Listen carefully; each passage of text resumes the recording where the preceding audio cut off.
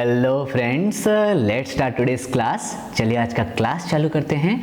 और आज के क्लास में हम पढ़ने वाले हैं जो पोस्ट मौर्यन पीरियड का इंडियन आर्ट एंड आर्किटेक्चर रहा उसका पार्ट 3। तो पार्ट 1 और पार्ट 2 में हम जितने पढ़े हुए थे उसमें पार्ट 2 में मेनली हम सारनाथ, गांधार और मथुरा के बारे में पढ़े हुए थे। और इस बार हम पढ़ रहे हैं cave tradition in western India.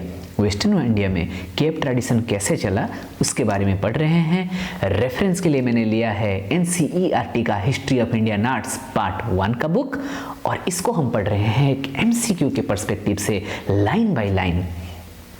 So let's start the class.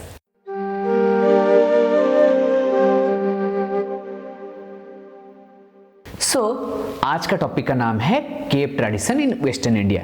Post Mauryan में या मौर्यन जाने के बाद जो केव ट्रेडिशन आए उसमें क्या क्या डेवलपमेंट हुआ, क्या क्या चीजें रहे, उसके बारे में पढ़ रहे हैं। Okay, so in western India में क्या हुआ, many Buddhist caves dating back to the 2nd century. बहुत सारे बुद्धिस्ट केव ऐसे रहे जो कि 2nd सेंचुरी के आसपास थे। एग्जीक्यूटेड मेनली 3 आर्किटेक्चरल टाइप्स, 3 तरह के आर्किटेक्चरल टाइप्स में उससे हमें मिला। क्या क्या वो आर्किटेक्चरल टाइप्स थे? Apsidal, vault proof, chaitya halls. जो 3 आर्किटेक्चरल स्टाइल्स थे उसमें ये थे apsidal, vault proof, chaitya halls, जो कि founded Ajanta, Pitalkhora, Bhaja.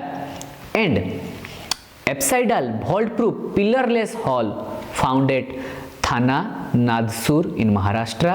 And third flat roofed quadrangle hall with a circular chamber at the back founded the Kondivite in Maharashtra. ये तीनों जगह पे ये सारा चीजें हमें मिले।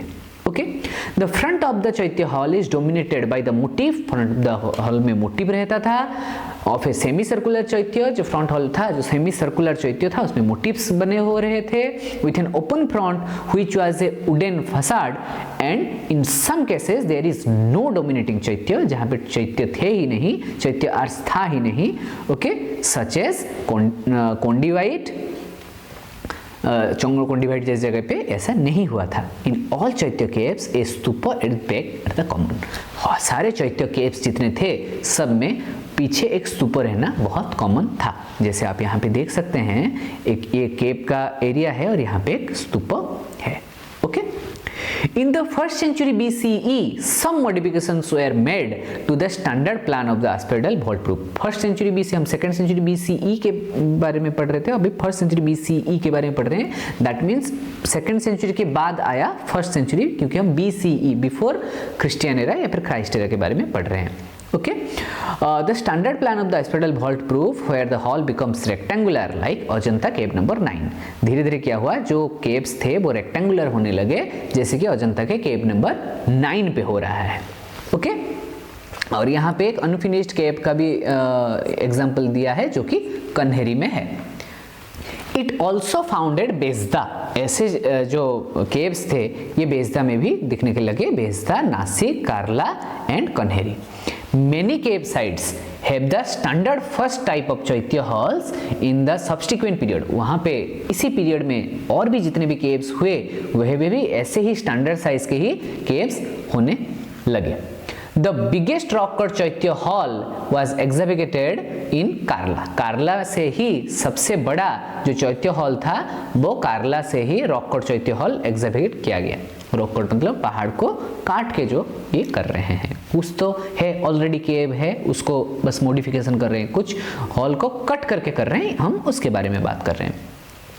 The cave consists of an open courtyard with 2 pillars। 2 pillar का एक ओपन कोर्टयार्ड होता था।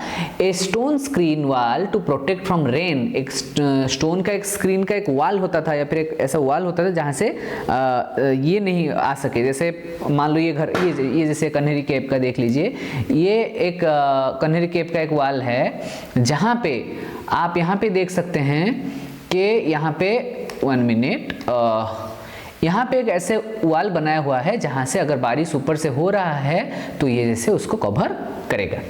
Okay, an aspidal vault proof chaitya hall with pillars stupa at the back as it is, हम बात कर रहे थे स्तूपा बैक में है। काला चैत्य hall is decorated with the human animal figures, यहाँ पे जो एरियाज है इसमें कैसे ह्यूमन और एनिमल फिगर्स है उस हिसाब से। ये तो नासिक का है, बट बिकॉज ये नासिक कार्लाई हर साइड में तकरीबन आसपास के ही आर्किटेक्चर्स थे, तो मैं इस इमेज के हिसाब से आपको बता देता हूँ। They are heavy in their execution and move their picture space. Further elaboration over the Karla Chaitya Hall plan is observed at Kanheri Cave number 3. ये जो चैत्य हॉल का प्लान है, ये सेम प्लान फिर से ऑब्जर्व किया गया कन्हेरी के केव नंबर 3 पे। Though the cave's interior was not fully finished, it shows how the carving progressed time to time. क्योंकि ये कंप्लीट नहीं हुआ था, तो ये लग रहा था कि कैसे टाइम टू टाइम, अभी किए छोड़ दिए कुछ दिन बाद फिर किए, तो कैसे टाइम टू टाइम हो रहा था। Subsequently, the quadrilateral flat roofed variety became the most preferred design. Okay, जो quadrilateral जो flat roofed variety था वो सबसे preferred डिजाइन रहा और बहुत जगह पे मिलने लग गया।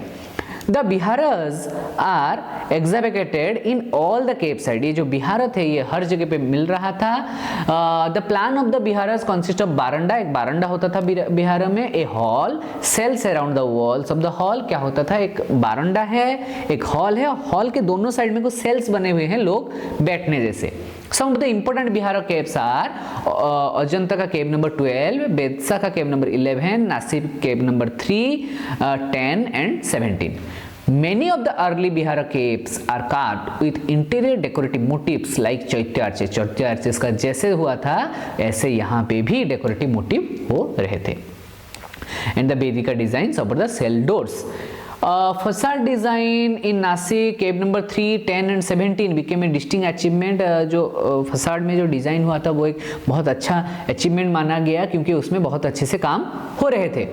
The Bihara caves at Nashik were exhibited with front pillars carved with घट्ट बेस एंड घट्ट कैपिटल। जो घट्ट बेस या घट्ट कैपिटल है उस हिसाब से वो पिलर को कार्व कर रहे थे विथ ह्यूमन फिगर्स, उसमें ह्यूमन फिगर्स भी शामिल थे।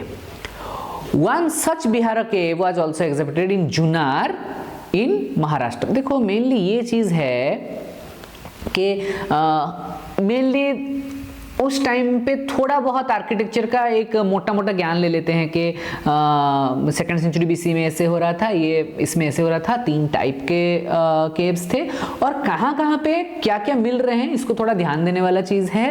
मेनली तो महाराष्ट्र में ही मिल रहे हैं, तो कुछ चीज़ें हैं उस हिसाब से ही थोड़ा सा याद रख लेना है कि कहाँ पे किस टाइप का architecture. It's not like MCQ but yes के एक आइडिया रहेगा तो उसी रिलेटेड कुछ क्वेश्चन आएगा तो हम कर सकते हैं। Okay, because in Maharashtra popular known as Ganesh Leni, जो जुन्नर महाराष्ट्र में मिला उसको गणेश लेनी भी बोला गया क्योंकि वहाँ पे एक इमेज ऑफ गणेशा भी लेटर पीरियड में इंस्टॉल किया गया था। गणेश का एक इमेज क्योंकि वहाँ पे रखा हुआ था बाद में, तो उसको क्या बोल रहे हैं, क्या हम बोल रहे हैं, Ganesh Leni. Okay, later a stupa was added at the back of the hall of the vihara and became the chaitya vihara. क्योंकि उसके बाद वो ऐड किया गया तो चैत्य बिहार मिलके चैत्य बिहार बना दिया। इससे हम पढ़ रहे थे पहले या तो चैत्य है या तो बिहार है, अभी चैत्य बिहार एक साथ यहाँ पे बनने लगा। The stupas in the 4th and 5th century CE, अभी हम BCE के बारे में बात कर रहे थे, अभी कॉमन एरा के बारे में बात कर रहे हैं कि आगे जो स्तूपस हुए।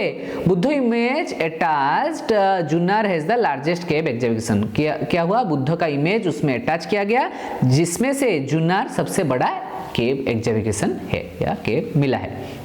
ये जो केव एग्जीबिशन हुआ जहाँ पे कितने केव्स थे, 200 केव्स, मोर देन 200 केव्स मिला जुन्नर में। जुन्नर में मिला मोर देन 200 केव्स। और उसके बाद कन्हेरी इन मुंबई जहाँ पे मिला 108 exhibited caves.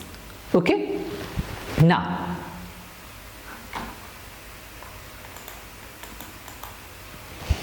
most important sites are Ajanta, Pitalkhora, ये जो मोस्ट इंपोर्टेंट साइट है जहाँ जहाँ पे ये केव आर्ट मेनली फ्लरिश करने लगे, ये यहाँ से यहाँ तक है, थोड़ा पढ़ लेना। अजंता, पिथालखोरा, एलोरा, नासिक, भज, जुन्नर, कालरा, कन्हेरी, अजंता फिर से आ गया है, एलोरा एंड कन्हेरी, कन्हेरी भी और एक बार आ गया। तो ये जितने सारे जगह हैं इसको थोड़ा याद रखना कि ये मेनली जगह थे। 3 टाइप का अपना जो केव आर्ट हो रहा था, 3 टाइप का हो रहा था और थोड़ा छोटा छोटा डिटेल्स। ओके, आज के क्लास के लिए इतना ही। हम आज का क्लास इतना ही रखते हैं क्योंकि अजंता एक थोड़ा सा बड़ा टॉपिक है, शायद अजंता ही अपने आप में 2 एपिसोड्स ले ले, तो इसको हम यहाँ पे रखते हैं। थोड़ा केव ट्रेडिशन इन इंडिया समझ में आ गया कि केव ट्रेडिशन में ऐसे 3 ये हो रहे, 3 टाइप का केव हो रहे थे, ये जगह पे एग्जीबिशन मिला, कहाँ पे सबसे ज्यादा केव मिला, ये सारा चीजें जहाँ जहाँ पे रेड मार्क है थोड़ा देख लेना। Okay, this is for today's class. जहाँ डाउट है कमेंट करके बताना, और आप लोगों के ईज के लिए एक नोट मैंने बनाया हुआ है, उसको एक बार देख लेना। आप उसको भी चेकआउट कर सकते हैं for a short understanding. Okay, thank you so much, मिलते हैं नेक्स्ट क्लास में।